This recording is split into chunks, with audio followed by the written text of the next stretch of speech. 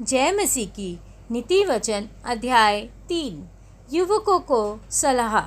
हे मेरे पुत्र, मेरी शिक्षा को ना भूलना, अपने हृदय में मेरी आज्ञाओं को रखे रखना, क्योंकि ऐसा करने से तेरी आयु बढ़ेगी और तू अधिक कुशल से रहेगा। कृपा और सच्चाई तुझसे अलग ना होने पाए, वरन उनको अपने गले का हार बनाना और अपनी हृदय रूपी पटिया पर लिखना। तो तू परमेश्वर और मनुष्य दोनों का अनुग्रह पाएगा। तू अति बुद्धिमान होगा। तू अपनी समझ का सहारा ना लेना, वरन संपूर्ण मन से यहोवा पर भरोसा रखना। उसी को स्मरण करके सब काम करना, तब वह तेरे लिए सीधा मार्ग निकालेगा। अपनी दृष्टि में बुद्धिमान ना होना, यहोवा का भय मानना और बुराई से अलग रहना। ऐसा करने से तेरा शरीर भला चंगा और तेरी हड्डियां पुष्ट रहेंगी। अपनी संपत्ति के द्वारा और अपनी भूमि की सारी पहली उपज दे देकर यहोवा की प्रतिष्ठा करना। इस प्रकार तेरे खत्ते भरे पूरे रहेंगे और तेरे रसकुंडों में नया दाखमधु उमड़ता रहेगा। हे मेरे पुत्र, यहोवा की शिक्षा से मुँह ना मोड़ना, और जब वह तुझे डांटे तब तो बुरा ना मानना, क्योंकि यहोवा जिससे प्रेम रखता है उसको डांटता है, जैसे कि बाप उस बेटे को जिसे वह अधिक चाहता है। क्या ही धन्य है वह मनुष्य जो बुद्धि पाए, और वह मनुष्य जो समझ प्राप्त करे, क्योंकि बुद्धि की प्राप्ति चांदी की प्राप्ति से बड़ी और उसका लाभ चोखे सोने के लाभ से भी उत्तम है। वह मूंगे से अधिक अनमोल है, और जितनी वस्तुओं की तू लालसा करता है उनमें से कोई भी उसके तुल्य ना ठहरेगी। उसके दाहिने हाथ में दीर्घायु और उसके बाएं हाथ में धन और महिमा है।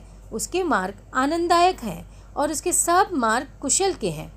जो बुद्धि को ग्रहण कर लेते हैं उनके लिए वह जीवन का वृक्ष बनती है, और जो उसको पकड़े रहते हैं वह धन्य है।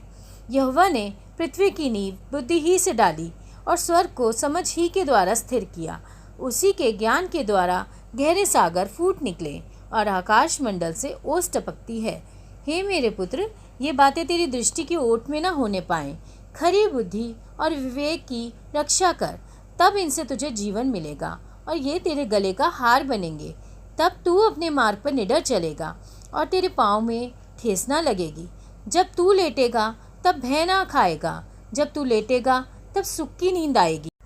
अचानक आने वाले भय से ना डरना, और जब दुष्टों पर विपत्ति आ पड़े तब ना घबराना, क्योंकि यहोवा तुझे सहारा दिया करेगा और तेरे पाँव को फंदे में फंसने ना देगा।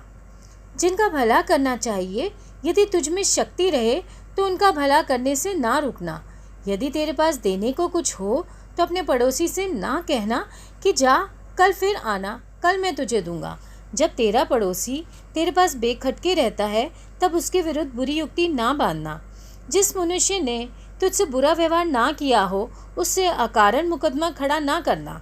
उपद्रवी पुरुष के विषय में डहा ना करना, ना उसकी सी चाल चलना, क्योंकि यहोवा कुटिल से घृणा करता है, परंतु वह अपना भेद सीधे लोगों पर खोलता है। दुष्ट के घर पर यहोवा का शाप और धर्मियों के वासस्थान पर उसकी आशीष होती है। ठट्ठा करने वालों से वह निश्चय ठट्ठा करता है और दीनों पर अनुग्रह करता है। बुद्धिमान महिमा को पाएंगे और मूर्खों की बढ़ती अपमान ही की होगी। आमीन।